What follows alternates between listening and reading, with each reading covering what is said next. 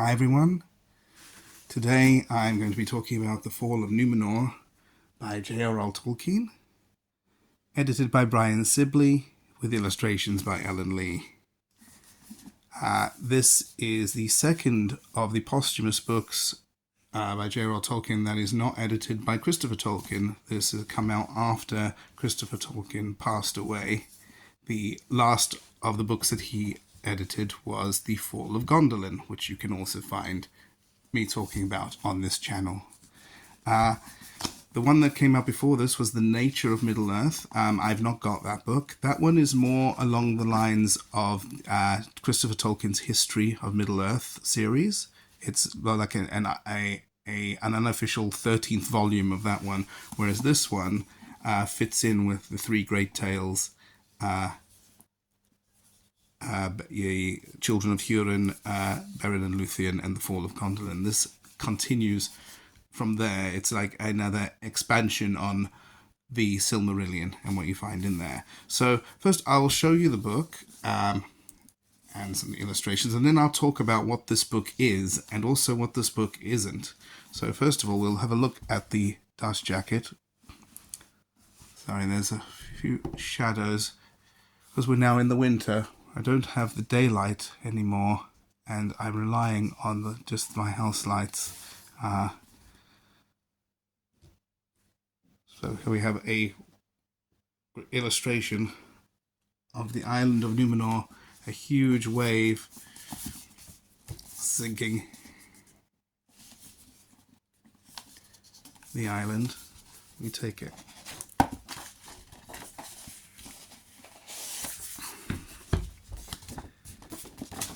You can see the whole thing here. Here we go. Lovely. There's the book itself. It's got like like a slightly greyish blue. Oh, that is.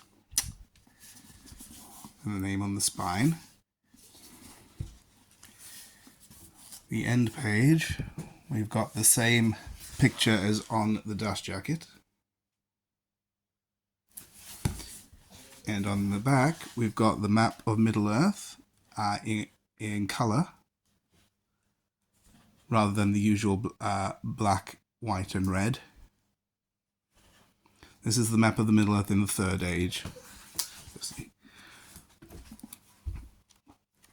The book is printed on the same sort of paper and in the same style as the Unfinished Tales illustrated edition, which you can also find on this channel. This was published in 2022. You've got that two-toned ink. I don't know if you can see it very well on the video, but that's written in blue, and then you've got the black here. The page numbers, the years are in blue, page numbers are in black. And then you've got the same at the top, that's blue. Yeah, so you've got that mixture of colour. Then, of course, you've got the wonderful illustrations, black and white illustrations on the chapter heads by Ellen Lee. And, of course, you also have, there's a map of the island of Numenor. Of course, you also have the wonderful colour plates as well.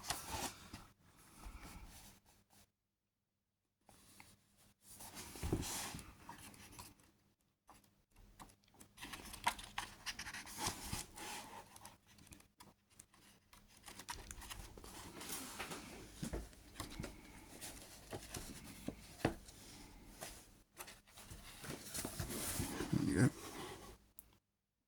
The book also has a ribbon bookmark.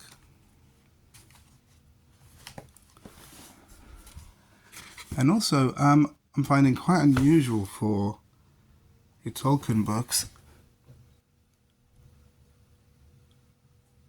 Am I right? I think this one might be sewn binding. A lot of them tend to be glued now. I can't actually tell now.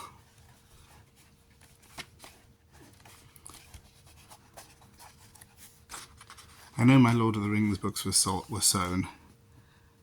This might... Yeah, it is. It is sewn binding. For those of you that are interested in that. So what is this book? What is the Fall of Númenor? So first I'll tell you what it isn't. It isn't anything new. Everything in this book has been published before. They're in different volumes in various orders. Everything in this book has been, you can find somewhere else. So there is no new material by J.R.R. Tolkien in here. There's some editorial commentary by Brian Sibley, which has not been seen before. There's also editorial commentary from Christopher Tolkien from the books that the various bits have been taken from as well. But there is nothing new in here, maybe except the artwork, obviously, and also the order that everything has been published in. So that's what this book isn't. What this book is. This is everything Tolkien wrote on the Second Age of Arda, Numenor, Middle-earth. Just a quick warning now. There will probably be spoilers in this video.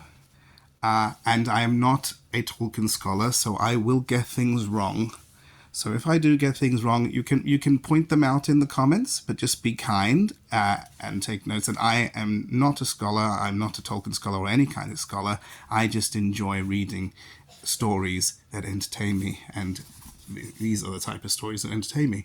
So what the book is, this is everything Tolkien wrote on the Second Age of Middle-earth, and everything that has been published before. It's been published there in the appendices of The Lord of the Rings are in here, mostly Appendix A and Appendix B. So Appendix A has got the Kings of Numenor, which is used in this book, and very cleverly, the Appendix B of The Lord of the Rings is the Tale of Years, which gives a chronology of Middle-earth in the appendix of Lord of the Rings, the whole chronology. And what Sibley does is he uses it as a contents page.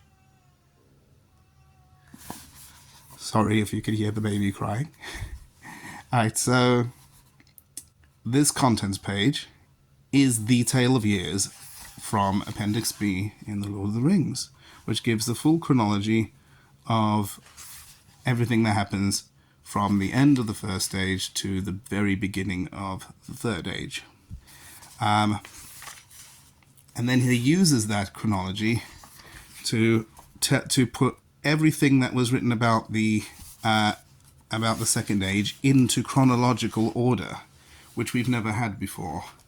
So before, if you wanted to read any of these, you can find a lot of it in, like I said, the appendices of The Lord of the Rings, in Unfinished Tales of Middle-earth and Numenor, in the Silmarillion, the last part of the Silmarillion, which is the Calabath, which is about the Fall of Númenor. This book greatly expands on. And then, of course, throughout Christopher Tolkien's magnum opus, the History of Middle-earth, a lot of these can be found in there as well. But we've never had them in order. We've never had them in one place. So if you wanted to read the history of the Second Age of Middle-earth before, you'd have to have all those books, and you'd be jumping. If you wanted to read them in order, you'd have to jump around from one to the other, and it would have been a lot of hard work to do so. This book conveniently puts it all in one place, in chronological order, and Brian Sibley has managed to create a narrative out of it, where it actually feels like you're following the history in which forms a great story. He's much more of a storyteller than Christopher Tolkien was. With he approached his editorial process was more like a scholar, investigating, almost like forensically digging through his father's work, whereas this takes it and creates a narrative. And I actually read this one really quickly because I found it very easy to read through and very entertaining to go through. Just to all those bits. These are bits that you probably, if you're a fan of Tolkien, Lord of the Rings, you know a lot of this already. But it expands on it. It puts it all in order, and creates a wonderful narrative all the way from the very end. It does a quick recap of the end of the first age in the introduction. So we go, in the introduction, before the second age, we got a quick recap of the very end of the first age. And then we go into the Tale of Years, and we go all the way up to the end of the second age. And then, of course, this book has its own appendices. Right, and then we also have the very, very beginning of the first age. Sorry, of the third age in Appendix A, a brief chronicle of the third age of Middle-earth, which, again, you can find also in the end of the Silmarillion.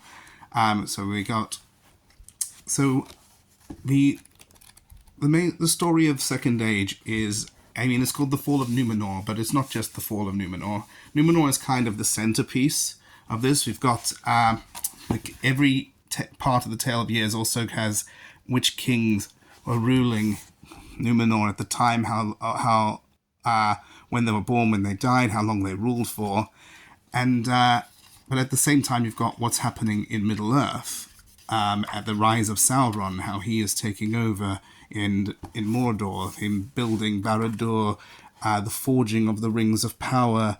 That all happens in this book over thousands and thousands of years. At the same time, the kings of Numenor. Numenor is given as a gift to the Edain, who were the men who fought alongside the elves against the first Dark Lord Morgoth in the First Age and helped to drive him out of Arda. And they were given the island of Numenor as a reward, where they settled and became the Dunedain. And the kings of Numenor started out quite well on this idyllic island. And then as the years progress, as the centuries go by and Sauron is rising in Middle-earth, the kings in Numenor just get more and more corrupted. They get more and more corrupt and a little bit more greedy. And it's interesting because there's some parallels in real life history as well, which I won't go into here. But it's interesting. And then you get that juxtaposed with what's happening in Middle-earth. And then you've got some of the unfinished tales, like the story of Eldarion and Arendis. And again, it makes an interesting saga of itself. It's not an adventure story like The Hobbit or The Lord of the Rings, where you're following a specific group of characters. This is more an historical saga of the Second Age, and then of all the different kings. It feels a bit like a history book, but not as dry and not as hard work to get through. So eventually you end up with the last king of Numenor, which is Ar-Pharazôn, who decides that he's going to go to Middle-earth and challenge Sauron, not because of anything altruistic, but because he sees Sauron as a rival. Sauron has named himself the King of Men, and Ar-Pharazôn has said, no, that's me, I'm the King of Men. So he's gone to challenge Sauron in Middle-earth, and Middle-earth sees all the armies of Numenor. He has a picture of the forging of the rings. He sees the armies of Numenor and says, okay, they're too much for me at this stage. I'm not ready to fight those. So he surrenders to them, and at this time he can still appear fair and beautiful in his Anatar form, and he allows himself to be taken prisoner. And then whilst he is taken prisoner on Numenor, he starts to whisper into Ar-Pharazôn's ear and tell him things that he thinks he wants to know, and eventually sort of converts Ar-Pharazôn to the worship of Morgoth, and then convinces him to declare war on the Valar in the Undying Lands. And there's one rule that they have, is that the Dunedain are not allowed to step foot on the Undying Lands, and Sauron convinces him to declare war on them, and he takes a huge fleet to Valinor and lands there. And then the results of that are not even what Sauron expects. basically the Iluvatar, the one god of Arda, takes an active hand at that point, and as a punishment sinks Numenor into the ocean, killing everyone on the island, and then bends the earth, bends the world. At this point, the world was flat, but after this, the world is now round, and removes the Undying Lands from Arda, so that now if you used to travel west, you used to be able to get to the Undying Lands, to Valinor, and the name's escaping me, where the elves are settled. But now if you travel west, you just travel round the earth, you travel the world, and end up back where you started. And now only sometimes elves can travel back into the uttermost west from the Grey Havens in the Third Age.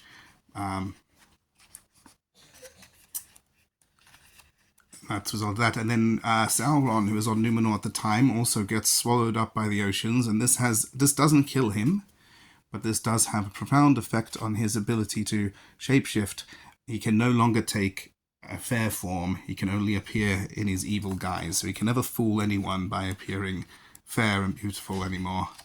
There are also some appendices in this book, as I said, the brief chronicle of the Third Age, which is about is the story as well. The last alliance of men and elves happens at the end of the Second Age. The ring is cut, and then Isildur takes the ring, and we follow the ring for a bit in the Third Age and what happens there, and also how the kings, the founding of Gondor and Arnor,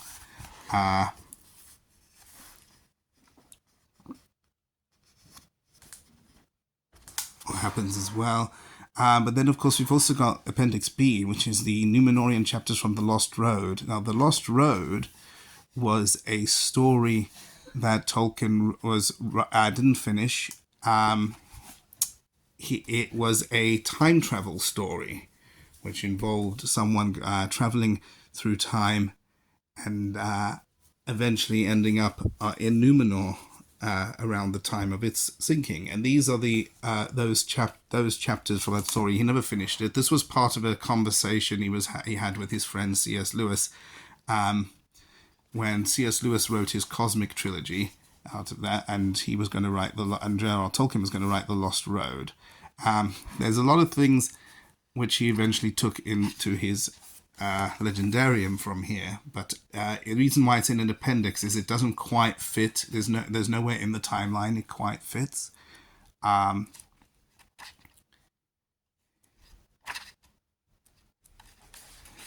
are, of course, also and also the names don't quite match as well, but that's all written. There's also a lot of notes. Most of Sibley's editorial commentary are in these notes, so there's a lot of these little notes, and I actually found myself I usually don't like to interrupt myself and read and keep going back and forward to notes, but I kept finding myself doing it with this one because it is that interesting. There's so much to go through. Anyway, this video has gone on longer than I actually intended it to. But that is The Fall of Númenor by J.R.R. Tolkien. Let me know what you think. If you're interested in this kind of thing, comment below. Give us a like. And if you want to see more of this type of thing, more of my books, then also subscribe.